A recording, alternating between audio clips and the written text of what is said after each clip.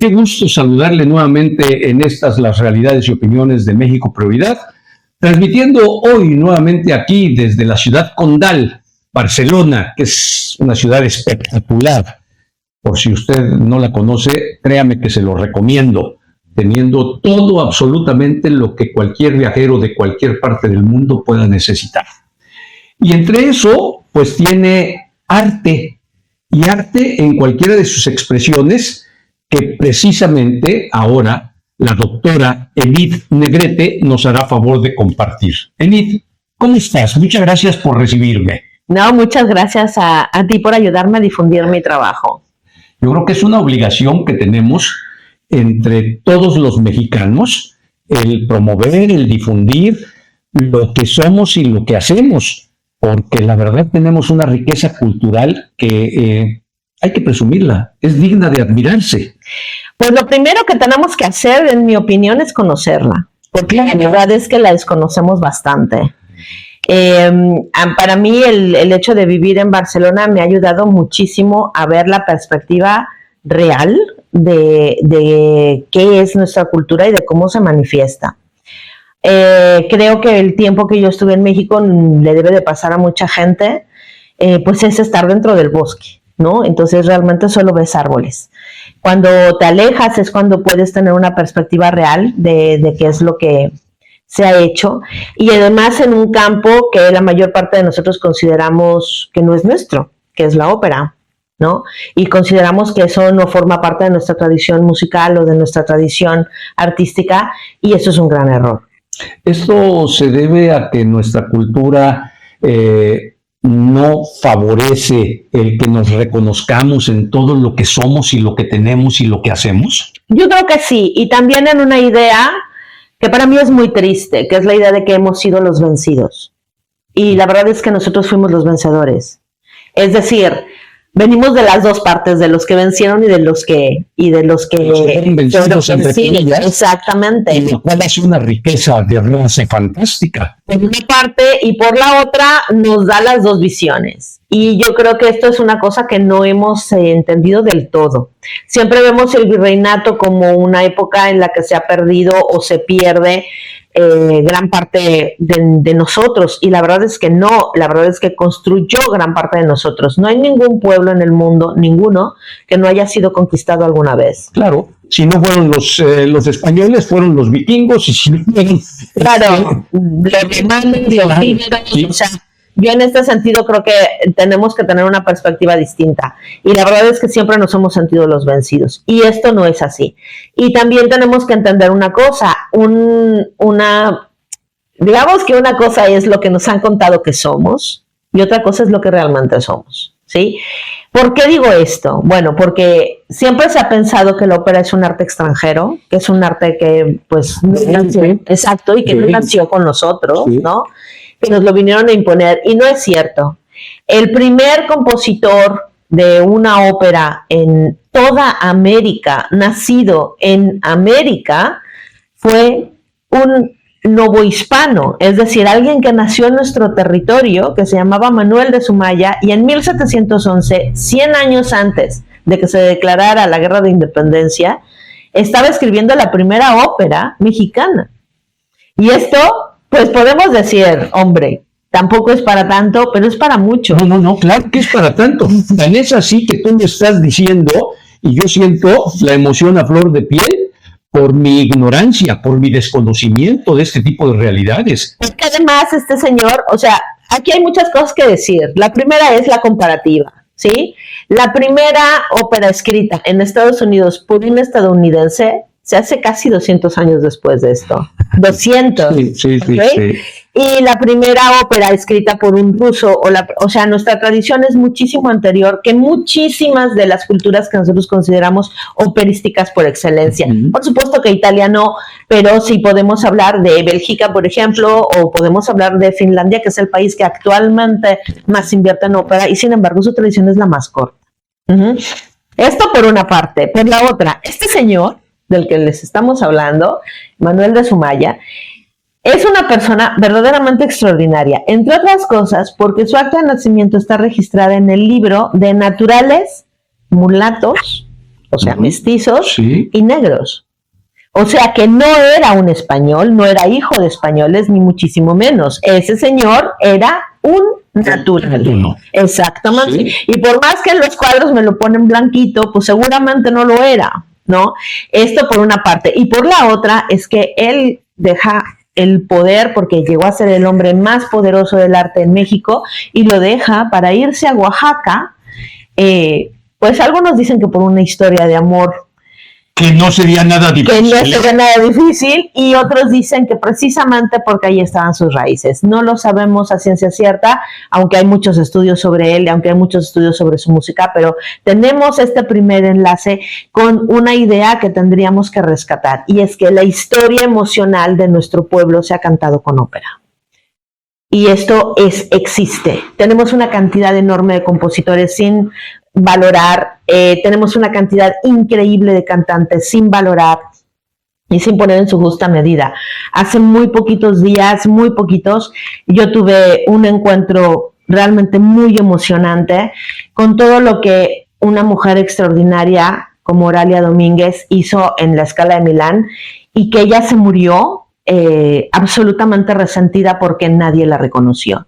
Y esto es una tristeza tremenda, porque ha sido la única mexicana que cantó con la Calas, con la Tebaldi, que fue, vamos, una de las estrellas de la Scala de Milán, y sinceramente es muy grave que se haya muerto con ese resentimiento, a tal grado que pidió que su archivo se quemara sin que nadie lo pudiera consultar. Qué fuerte, aunque me vas a dar tu opinión. No sé si es privativo de nosotros los mexicanos el ser tan mezquinos para reconocernos en los méritos que muchos, no me incluyo, que muchos de ustedes tienen, o es una condición humana en general. ¿Tú qué piensas? No, yo creo que este es un asunto mexicano. Ajá, y es muy democrático y no tiene nada de sexista. Es decir, ¿a qué me refiero con esto? A que hemos olvidado, mexicanos, hombres, mujeres, homosexuales y cualquier forma de la comunidad LGTBI, los hemos olvidado igualmente. Y los hemos olvidado de una manera absurda, cruel y sumamente despiadada. No solo para ellos, porque para ellos ha sido muy duro, por supuesto que es muy duro olvidar al que fundó la Filarmónica de la Universidad, al que fundó la Facultad de Música de la UNAM, al que fundó Radio UNAM, que es la misma persona. Es muy duro olvidarlo. Perdona, ¿quién es? C.F. Vázquez. Ajá, es muy duro olvidar a muchos de nuestros grandísimos artistas a cambio de cosas como poner 500 veces la 9ª Sinfonía de Beethoven, ¿no? Como si fuera lo único que existiese. Exacto. Y que no hubiera el talento mexicano. Yo no voy a decir que se equiparara, pero que sí, pues... Es nuestro. Exacto, y eso es más verdad. Exactamente, y tendría que hablar para nosotros, porque los compositores mexicanos no escribieron para un partido político, no escribieron para una élite, no escribieron para un sector de la sociedad, no, ellos escribieron para todos los mexicanos, y están ahí sus obras, y ha sido una vergüenza, porque es vergonzoso, que no seamos capaces, vamos, ni de poner la fotografía correcta a la vez que hacen su recuerdo. Por ejemplo, con Ángela Peralta, que ha sido incluso una protesta que hicimos en redes, muchas personas, entre ellas yo, por supuesto, que me estaban poniendo una fotografía que no era suya. Y dices, ¿cómo es eso posible? Quería saberlo, o sea, yo no entiendo por qué se le paga el salario a una persona que es incapaz de hacer una investigación mínimamente seria, fundamentada, en una institución que está dedicada preservar nuestro legado artístico. Y bueno, claro, o sea, ¿qué es lo que podemos esperar después de eso? Pues que cuando nos muramos, no sé, pongan la foto de la guayaba y la tostada, ¿me explico? O sea, es que... No te lo explicas, pero sí te lo explicas. Yo creo que eso tiene que ver con esta podredumbre de nuestro sistema político, en donde el amiguismo, el compadrazgo, el favoritismo es el que otorga las posiciones sin importar el conocimiento, la experiencia, la calidad, la honestidad, y por ahí pues se desvirtúan muchas cosas. Bueno, yo no creo que nada más sea eso. Porque, a ver, vamos a ver. si yo tengo un puesto por mi amigo, mi carnal o lo que sea, o vamos, lo que sea, me dieron el puesto, ¿qué pasa conmigo? ¿Qué pasa con mi ser? ¿Con cómo me voy a ver al espejo si estoy cobrando un sueldo por hacerme idiota? Claro. O sea, yo creo Es la obligación de, si no lo sé, que lo investigue otra gente. o investigarlo yo, que no me pase nada. Estamos en la era de la información. Sí. Oye, es inaceptable decir, no lo sé. Exactamente, entonces a mí me parece muy grave que, ok, estamos de acuerdo, hemos tenido muchas décadas, no vamos a hablar solo de este gobierno. No, décadas. Vamos a decir siglos de presidentes sumamente cuestionables y que además nunca tuvieron un proyecto cultural serio. Sí. Con todo lo que esto vaya a significar decirlo, es la verdad. Claro que es la verdad. La verdad es que en ese momento yo creo que el problema ha sido que los artistas nos hemos quedado callados. También. Porque el arte... Con responsabilidad de los diferentes actores. Claro. Hacia, respetuosamente, pero con determinación, exigiendo lo que es obligación de los gobernantes. También tenemos que cumplir las obligaciones como ciudadanos, pero finalmente, pues hay que exigir. Yo sinceramente creo que el problema del arte es que nosotros creemos que el Estado debe de hacerse cargo y sinceramente el Estado nunca se ha hecho cargo. De acuerdo. Jamás. No, en ninguna parte, en ningún momento de la historia de México, ya lo deberíamos de haber aprendido porque nuestra historia es milenaria, en ningún momento el Estado se ha hecho cargo de las artes de una manera coherente, digna y razonable. Por lo tanto, ¿por qué lo seguimos esperando? El arte es asunto de artistas, no de políticos. Somos también nosotros. es cultural el estar esperanzado a que nos den, en todos los órdenes. Puede ser, pero los mexicanos. Pero yo creo que ya es un momento en el que después de tantos años, o sea, tenemos 200 años de independencia. Yo creo que esto de que no hay mal que dure 100 años y no pueblo que lo aguante. No, entonces yo creo que ya es hora de que las cosas sean de forma distinta. Yo por eso ya no estoy ligada a ninguna institución pública y por eso es por lo que tampoco acepto estarlo. Porque creo que toda esta estructura ha sido una estructura que aunque ha tenido alguna vez fundamentos muy serios y muy loables, porque el Instituto Nacional de Bellas Artes se fundó con gente que tenía una perspectiva muy distinta de lo que es ahora y tenían unos objetivos verdaderamente maravillosos. Más adelante nos vas a compartir en dónde se tergiversó, se torció esta iniciativa tan loable. Más adelante. Pero lo que pasa es que ya vamos muy, muy adelante, porque es un placer escucharte. Es un placer siempre escuchar a la gente que sabe, es un deleite. Yo te quiero preguntar, como para que vayamos desde el principio.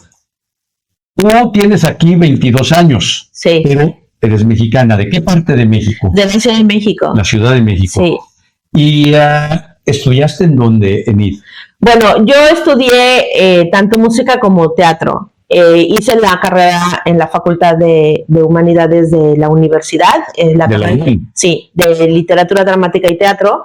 Pero también tengo estudios formales de música en el Conservatorio Nacional y en la Escuela Superior Vida y Movimiento. ¿Y tu doctorado es en? Mi doctorado es en artes escénicas, especializada en ópera y en documentación del siglo XIX.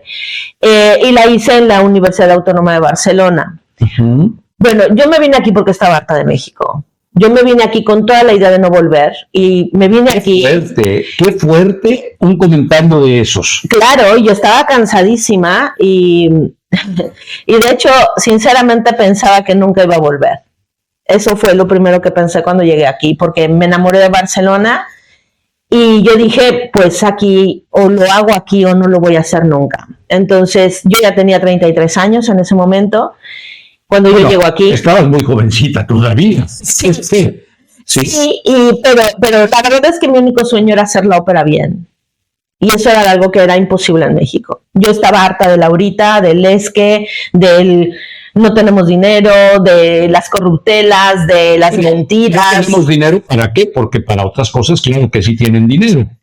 Para los chismes, bueno, en fin, yo estaba harta. Sí. Sinceramente estaba muy harta. ¿Esta decisión? Sí. Y creo que me equivoqué de no haberlo hecho antes, porque me hubiera ahorrado muchos años de vida, sinceramente, y muchas otras cosas. Pero la verdad es que fue aquí, precisamente aquí, después de una serie de experiencias muy complejas, cuando yo me convertí en investigadora, y que pude tener el acceso, porque eso sí fue un honor, ¿no? El poder ser la primera investigadora que abría los archivos del Teatro Real de Madrid y del La primera investigadora mexicana, la primera mundial. La primera investigadora en el mundo que abrió los archivos en Madrid. Del Teatro Real de Madrid. Teatro Real de Madrid. Y de el Teatro Real de Madrid que está en Barcelona. Sí. Y el del Liceo. Fui la primera y la verdad es que en ese momento fue cuando, y cuando yo presenté un examen a la Scala de Milán para el programa de directores jóvenes, en donde me aceptaron por mi trayectoria. No, por cómo veía el color, y eso es porque soy mexicana. Y cuando entré a trabajar en estos archivos maravillosos y empecé a ver lo que habían hecho nuestros cantantes, allí fue cuando me empecé a reconciliar con un país que es muy difícil de amar, porque si lo vemos en la realidad, México asesina a sus mujeres y trata a sus artistas como mendigos. Entonces es muy difícil de amar.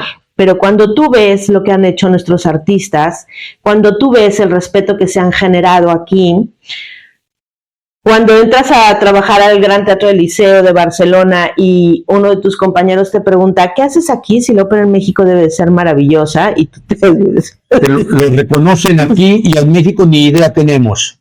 Ahí es cuando te das cuenta de que hay una parte de esto que llamamos patria que no está en esta idea patriotera de la bandera y los símbolos.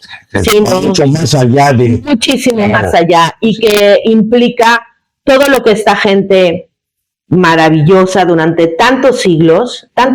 A ver, estamos hablando de que la primera cantante internacional mexicana, que además fue mujer en el siglo XIX y fea, para que más gusto les den a todos, resulta que tiene como unos 150 años de haber hecho la primera gira internacional de una cantante mexicana aquí. ¿Quién fue ella? Ángela Peralta. Ángela Peralta. A ver, no me puedo quedar con esto. Fea de acuerdo a los parámetros de quién. De quien quieras. Es igual. Si nosotros la vemos ahorita, lo seguimos pensando. Y me encanta que sea fea. Me encanta que sea una de estas mujeres inadecuadas, por supuesto, porque además ella fue contestataria de todo a todo. Vivió en unión libre en el siglo XIX. Se enfrentó a Juárez. Le importó entre un pepino y un pimiento todo. Y esta señora que fue nuestra imagen durante mucho tiempo fuera, ella fue la primera en una época en la que las mujeres no teníamos derechos a nada. Hombre, si en los años 50 no tenían derechos todavía de nada, imagínate. 870, ¿no? O sea, 80 años atrás. Además, vamos a partir de una situación muy importante. Ángela Peralta debuta en la Scala de Milán con 17 años. Con 17 años. ¿Ok? En la Scala de Milán. Y tiene 32 telones en Turín cuando tiene 22. ¿Ok? ¿De qué estamos hablando con esta chica? Estamos hablando de un fenómeno mundial. Exactamente. ¿Sí? La única descripción que existe de la voz de Ángela Peralta, porque por supuesto no hay grabaciones, porque en su época no se grababa, claro. Es un crítico catalán que hace un estudio de su voz, de todas la extensión de cómo cantaba y tal, que es un estudio técnico muy importante que está aquí y que se puede consultar. Y todo esto, ¿no? Todo lo que yo les estoy hablando está comprobado, porque se hacen también estas cosas con la historia de la ópera y de México, ¿no? En general, que alguien inventa y entonces alguien más le agrega y entonces no sé qué. No, aquí hablando solamente de documentos, ¿ok? De documentos. Entonces, todo esto plantea, pues evidentemente algo que es increíble, y es que los artistas nunca nos han decepcionado. Contrariamente a nuestras instituciones que siempre nos decepcionan, todas han fallado. La verdad es que nuestros artistas nunca Y ahí están, y siguen ganando el premio Cervantes un año sí y otro también, o siguen ganando el Príncipe de Asturias, o siguen visando en los grandes teatros del mundo. En la literatura, en la danza. El mejor bailarín del mundo ahorita es mexicano. O sea, ellos nunca nos han decepcionado. Y lo peor ¿Qué se debe eso, Enid? que realmente Hay mucho talento, obviamente, en México. no, pero el talento no lo es todo en el arte. No. El talento es que Hay mucha disciplina, hay mucho recurso. y yo creo que además el problema principal es que tenemos tantísimo talento en México que podríamos ser una potencia operística y artística de nivel protagónico mundial si tuviéramos un poquito más de inversión en eso. Pero no lo hacemos porque, pues, ¿para qué? Si de todas maneras siguen saliendo, ¿no? Y además es lo primero que se recorta siempre en el presupuesto de gastos de los gobiernos, tanto el federal como el estatal como el municipal. Sinceramente, es que yo no creo que la cultura llegue el dinero. Ni el que recortan ni el que no recortan. Yo no creo que llegue. Sí, nosotros tenemos una fundación en Arcelia Guerrero, en una zona de narcotráfico, y allí hemos sabido muchas veces que el Congreso ha asignado dinero para la cultura y ese dinero jamás ha llegado a nuestra fundación ni ha llegado a esos lugares. Con lo cual, pues por nosotros que corten lo que quieran y que se lo sigan robando. Sí, no llega. Exacto, a nosotros no nos llega. Entonces, yo lo que sí veo es que hay una determinación muy clara de no dejar de hacer lo que sabemos hacer y de no poder hacerlo tampoco. Porque cuando tú tienes una vocación artística, no es algo con lo que tú puedas decir, bueno, ya no lo hago. No, pues eso lo harás hasta que te mueras. Aunque no llegues a donde quieres. Sí. ¿Por qué? Porque somos así. Porque esta es una de las cosas con las que no puedes dejar de vivir, sí. ¿no? Entonces... Es tu vida misma. Exacto. Y la verdad es que la mayor parte de la gente que ha hecho cosas maravillosas en México, al final ha dejado una huella que todos los demás quieren seguir. Y en ese sentido, por eso defendemos tanto a Ángela Peralta, que además es la primera mujer en la rotonda de hombres ilustres, que ya me contarás por qué se llama de hombres ilustres. Y luego... Y no de mujeres. De personas, sí, ¿no? Claro, para no encuadrar a nadie en lo particular. Sí, sí, pero bueno, estamos hablando de una mujer que vivió 38 años y que cambió la historia de la ópera en México. ¿Sí? Después estamos hablando de alguien como Fania Nitua, que hasta el propio Puccini escribió sobre ella. Y ahí están los documentos en internet, las cartas en las que la menciona. Estamos hablando de gente que ha hecho carreras alucinantes y maravillosas porque son incapaces de dejar de hacerlo, porque su vida es crear un segundo de belleza sobre un escenario. Y eso es nuestra vida. Y conozco a muchísimas niñas y mujeres increíbles que están en zonas de violencia y en situaciones de violencia gravísimas y que tampoco pueden dejar de hacerlo. Y es allí en donde yo encuentro mi patria, precisamente allí, en esa posibilidad, ¿no? Con estos grupos más desfavorecidos, más violentados, y que sin embargo crean. Más vulnerables. Y que sin embargo crean. Sí. Y sin embargo están allí para crear. Y esto es lo que mi fundación y mi trabajo trata de hacer todos los días, ¿no? La documentación en realidad no sirve para otra cosa más que para constatar los hechos. Para validarlos, porque no es de oídas, no es me lo dijo fulanito, no, aquí está. Exactamente, sí. Esa yo creo que es la diferencia. Y aquí es donde he encontrado muchos documentos que en México no son consultables. Enid, ¿cómo te trató Barcelona a tu llegada cuando tenías 33 años de edad? Maravillosamente bien. Desde el principio, maravillosamente bien. Nunca en la vida, no. Yo nunca esperé eso. Yo nunca esperé llegar a una ciudad en que al segundo día de estar aquí, o sea, yo llegué el 22 de septiembre a Barcelona, el 27 era mi cumpleaños. Acabas de cumplir entonces 22 años. Hoy estamos a 23 de septiembre. Exacto. Y yo llegué un 22 de septiembre y el 27 de septiembre, que era mi cumpleaños, un amigo catalán me hizo mi fiesta de cumpleaños. Y eso para mí no es algo, no tiene precio. Sí, claro. Además de que muchas veces han sido mejor los catalanes los que han defendido mi trabajo que los mexicanos.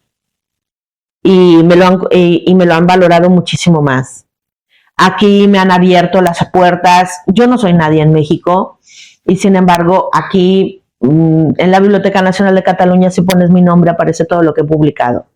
Si pones mi nombre en el Institut del Teatre te aparece todo lo que he hecho. Y sin embargo yo en México no soy nadie. Si lo pones en el sistema de cultura, pues resulta que no aparecía porque me habían puesto como Judith Luna. Mi segundo nombre y mi segundo apellido.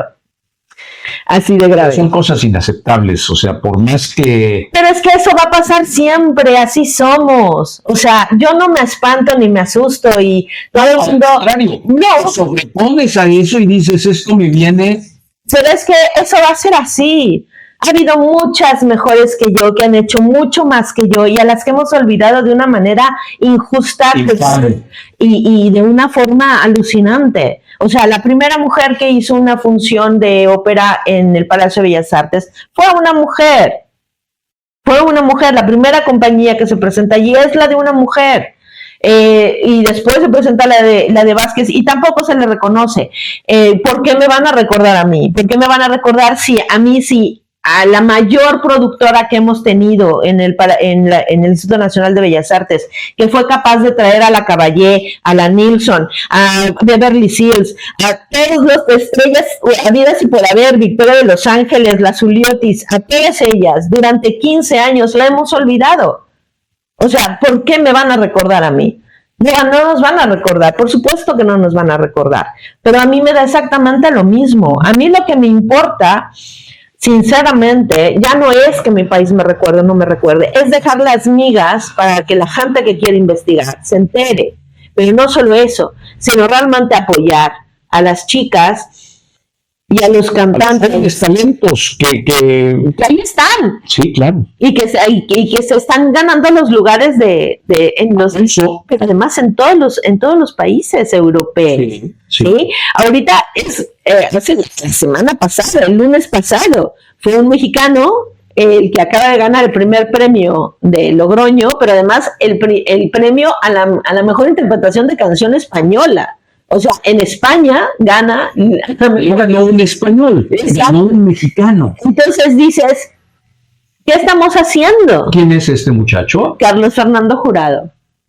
Jurado. ¿Él radica en dónde? Él radica en Estrasburgo, porque forma parte del estudio de ópera de Estrasburgo, ahorita. Pero vamos, él es mexicano. Y esto es una cosa que también es como, bueno, esto es lo que importa, ¿no? Es fantástico por un lado, pero también es muy triste por otro, porque todos estos talentos están yendo a dar lo mejor de sí para otros países, cuando sería para México para quien tendrían que darlo, ¿sí? Pero las circunstancias los obligan a emigrar.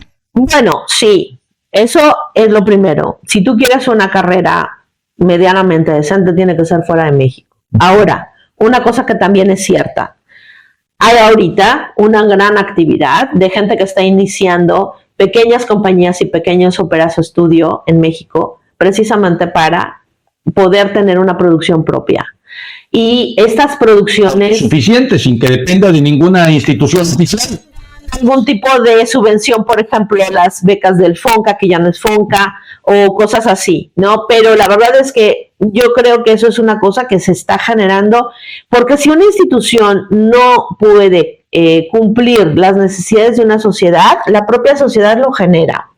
Tenemos una cantidad enorme de universidades que dan clases que dan las carreras de canto lírico y no les podemos ofrecer trabajo a esos chicos. Entonces esos chicos generan sus propios proyectos, lo cual está mal, porque no debería de ser así, pero también está muy bien, porque define que esa es una necesidad de nuestra población.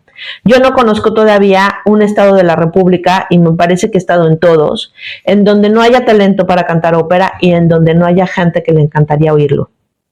Eso es el día en que no me ha pasado. Y sin embargo, también puedo decir que este es el día en que yo no he encontrado la posibilidad de hacer una investigación seria, coherente, sobre la historia de la ópera en cada estado. ¿Con qué frecuencia vas a México país? Lo menos que puedo, pero normalmente una vez cada año, cada 2 años. Okay. Ajá, y seguramente para hacer proyectos específicamente de el diplomado de ópera mexicana que dirijo, o para hacer montajes o cosas por el estilo muy definidas y muy determinadas. Pero la verdad es que las condiciones de trabajo en México son muy complicadas. Tu fundación, ¿desde cuándo inició operaciones? ¿A partir de que llegaste aquí a Barcelona? No, bastante después. Por el 2015 fue que la hicimos. Uh-huh. Y la primera idea era traernos a los chicos de Arcelia para que pudieran primero tomar clases para mejorar su nivel. Es el municipio de Guerrero. Exacto, es la entrada de la Sierra de Guerrero. Sí. Y nos los traíamos para que tuvieran clases para mejorar su nivel técnico. Y la siguiente cosa que hacíamos era que pudieran vivir en una ciudad sin violencia.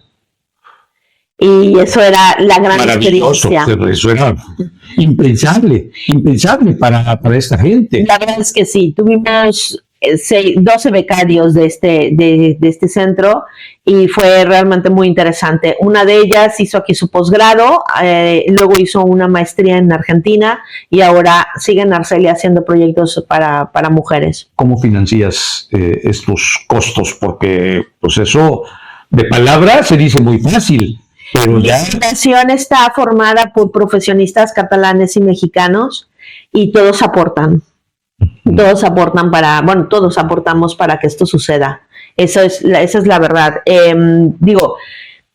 Mi principal benefactor es el doctor Sergio Luna, que es una de las personas que más me ha impresionado. Cuando yo le di las gracias por una aportación y me dijo, yo doy lo que menos vale, yo solo doy dinero, ellos ponen el talento. Y eso es muy difícil que venga de un banquero, ¿no? Eso mueve las fibras más íntimas de cualquier persona. Así es. Entonces, pues gracias a eso y a los donativos que recibimos en las sesiones hacemos recitales aquí de ópera mexicana. Hacemos a veces más recitales. ¿Qué frecuencia? Bueno, casi cada mes. Aquí hacemos más recitales de ópera mexicana que las que hace México. Y todos los donativos que se hacen allí que van directamente para se canalizan para la fundación. Uh-huh. Yo sé que no es lo correcto hablar de cifras puntuales, pero finalmente deben ser cantidades respetables, Enid, las que... Pues la verdad es que como muchos de los apoyos son en especie, es difícil cuantificarlo. Es difícil cuantificarlo monetariamente, sí. Pero evidentemente sí. O sea, es bastante lo que se logra. Por otra parte, la otra función es el rescate del repertorio lírico, que eso sí es también una cosa que tenemos muy olvidada y muy echada para atrás. Y que bueno, que es terrible. Y una de las cosas que me mantiene aquí con muchísimo trabajo es el archivo Joan Tomàs. Y el archivo Joan Tomàs es una de las aportaciones que yo creo que realmente va a servir para México en mucho más de lo que creemos. Joan Tomàs fue un catalán que se fue a vivir a México a partir de la Guerra Civil Española, por supuesto, y por la convocatoria de Lázaro Cárdenas. Y él documenta la actividad artística mexicana desde 1942 hasta 1968 en todas las artes: música, teatro, danza, circo, folclor, mímica, cine, literatura. Es increíble el abanico de posibilidades que las artes ofrecen. Exacto, y tiene una cantidad enorme de tipología documental. Y este señor, pues hizo un archivo gigantesco. Nosotros estamos ahorita abriendo la caja 43 y llevamos más de 3,000 documentos, con lo cual, dado que son 660 cajas, pensamos que estamos sobre los 100,000, 200,000 documentos sobre México, fuera de México. Quizás sea el archivo más grande que hay de cultura mexicana después del Consejo de las Indias, fuera de México. Entonces estoy abriendo ese proyecto, en ese proyecto es un superproyecto, sí. Tanto en la magnitud del tamaño como, pues en el tiempo que se requiere. Así es. De hecho, en eso es en lo que estamos ahorita tratando de trabajar para hacer residencias artísticas y académicas de gente que quiera venir a trabajar en estos proyectos por determinadas cantidades de tiempo. Y estamos tratando de involucrar a la UNAM para que nos apoye con la plataforma. Y el Instituto del Teatro nos ha abierto todas las puertas y nos ha dado todas las opciones posibles para que logremos sacar adelante este proyecto y hacerlo consultable desde México. Ese es el proyecto que creo con el que me voy a retirar, pero la verdad es que es increíble, ¿no? Que ¿Por qué te vas a retirar si estás muy joven todavía? Claro, ese proyecto no sé cuánto tiempo estimas que te puede llevar. Pues unos 200 años, yo creo. Los vas a contar perfecto, Emil. Pero bueno, claro, evidentemente es una de las cosas que uno se pregunta, ¿cómo es posible que muchos de los documentos que yo puedo consultar en Barcelona no los puedo consultar en México? ¿No? Y esto es así. Y esto es así, y esto es una cosa que vamos a tener que aprender a cambiar o vivir con ella. Pero una de las dos cosas tiene que suceder, sí. ¿No? En este proyecto es donde me está ayudando Pamela y García. Además de Pamela, ¿cuánta gente está involucrada en este momento en este proyecto? En este momento solamente ella y yo.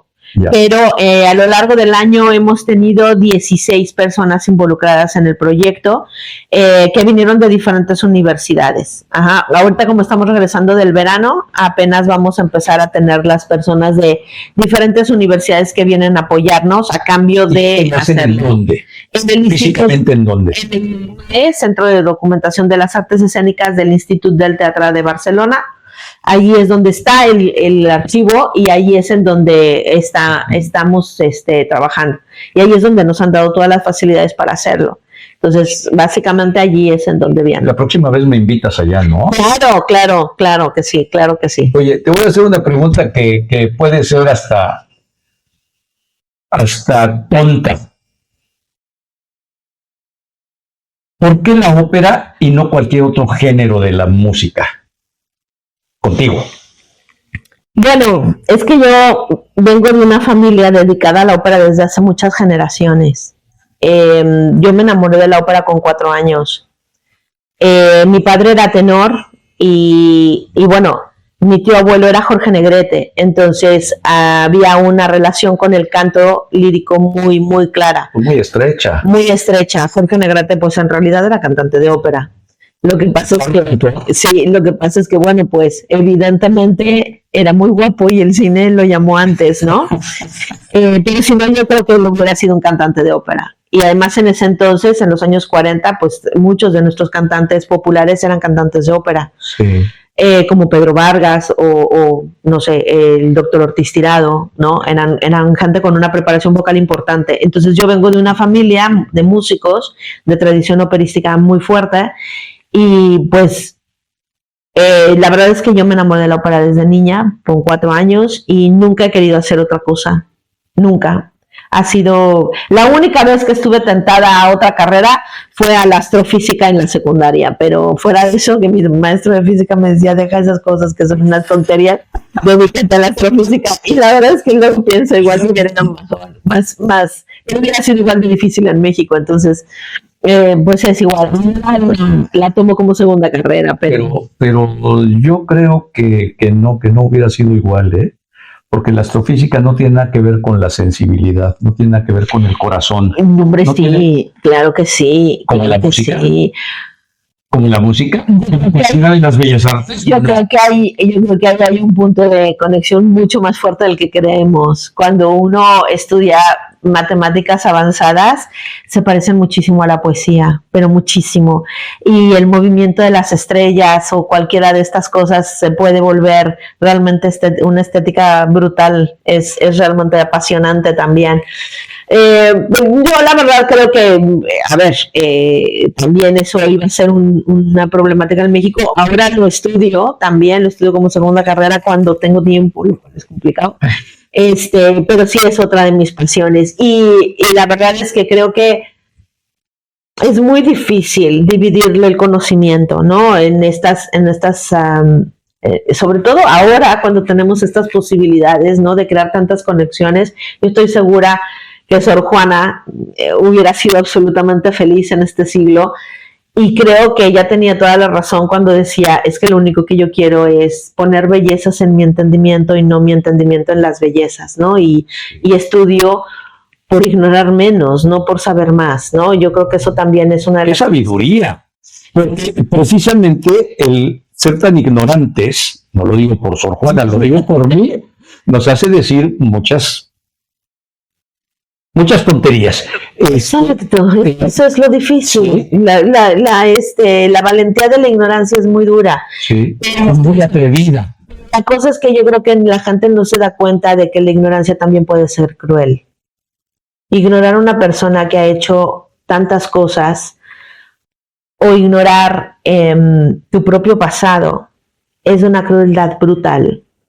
Cuando yo veo a las chicas que llegan aquí a hacer una audición muertas de miedo, siempre les digo, ese miedo que tú tienes te pasa porque tú crees que estás sola, no que tienes una tradición atrás de más de 150 años de cantantes que con su voz... Que tú no la conoces, pero aquí sí la conocen. Exactamente, y es cruel esa ignorancia. Les hace daño a ellos, les hace daño a los mexicanos por no saber de sí mismos. Porque el no saber de nosotros mismos es una cosa terrible. Es una cosa terrible porque nos da una imagen distorsionada de quiénes somos.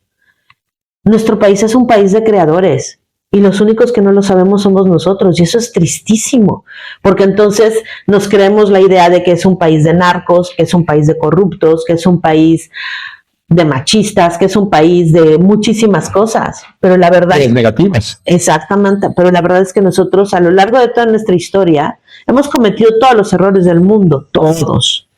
Pero la única que siempre hemos hecho bien ha sido las artes, siempre. Antes de los españoles, con los españoles, sin los españoles, con los franceses, sin los franceses, con los gringos, con los narcos, con el PRI, sin el PRI, con el Morena y sin Morena. Hemos hecho bien siempre, hemos sido grandísimos creadores desde siempre, no podemos negarlo, es lo mejor de nuestra historia. Qué placer es escucharte, Enid, te lo digo de corazón, porque precisamente en esta que yo veo como una tradición cultural nuestra en México, de no reconocer los méritos de los demás, de decir y de inventar muchas razones para justificar o para explicar el éxito de los demás, cuando es tan fácil decir, oye, qué gusto escucharte, qué gusto escuchar a la gente que sabe, ¿sí? Porque de alguna manera, aún siendo muy tontitos, algo podemos aprender. Yo creo que esta es una idea que también tenemos que cambiar, ¿no? Es decir, el que no conoce a Dios ante cualquier barbón se hinca, decía mi abuelo, sí, ¿no? Entonces, y decía bien, y la verdad es esa, hay muchísima gente que con elementos muy rudimentarios o con errores que se han pasado de generación en generación, se dice, esto es lo que es verdad. Yo creo que siempre tenemos que ir al documento y al hecho para entenderlo, pero también es cierto que estamos siempre en una ambigüedad muy complicada. A ver, esta ópera en realidad no es mexicana porque resulta que estaba copiando las maneras de ser europeas. ¿Disculpa? ¿Qué te pasa? Entonces, como, no sé, por ejemplo, que nosotros seamos homeless, no tenemos casa. Y llega un señor y te dice, oye, ¿por qué estás viviendo en la calle si tus abuelos construyeron una casa increíble en la que puedes vivir? Entonces vas y preguntas, ¿dónde está esa casa increíble? Y entonces tu tío, uno de tus tíos, te dice, no, esa casa no sirve porque esa casa es una copia de una casa europea.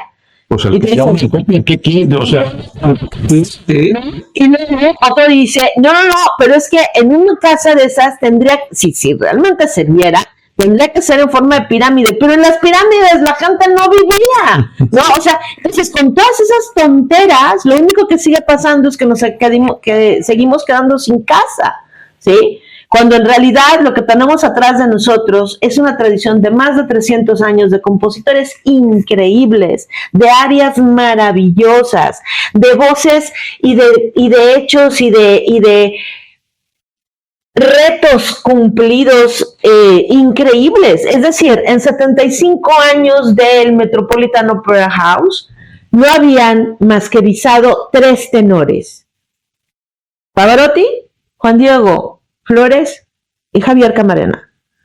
Y seguimos allí, ¿eh? Eso fue en el 2021 o en el 2000, no sé, hace mucho, no sé, no me acuerdo ahorita en qué año fue. Pero vamos, o sea, han pasado los años y seguimos solo con ellos 3. ¿No? Y es un mexicano el que lo ha hecho. O sea, por amor de Dios, ¿no? De toda Latinoamérica, solo de una mexicana se habló. Habló Giacomo Puccini cuando estaba escribiendo el único papel que escribió para mezzosoprano. Y fue Fania Nitua. Y fue una mexicana. O sea, y no lo sabemos. Bueno, no lo sabemos porque no tenemos interés como sociedad, porque los medios de comunicación no lo divulgan, porque los patrocinadores creen que eso no vende y entonces venden la basura que venden a través de las producciones que hacen de otra cosa.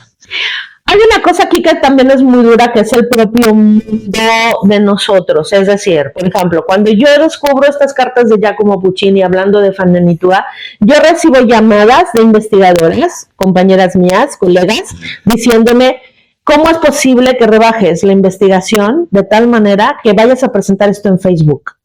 Yo les decía, porque esto le pertenece al pueblo de México. O sea, pero además es una forma extraordinaria de difundir. Además, es mi investigación, yo decido dónde la pongo. No, eso no es académicamente admisible, esto tenía que ser con una mesa de doctores que verificaran y que decían, y digo, a ver, no hay nada que verificar. La firma de Giacomo Puccini está allí. Esas cartas existen en el archivo histórico de Ricordi. Pregúntale a Ricordi si eso es real o no. Es una locura, ¿sabes?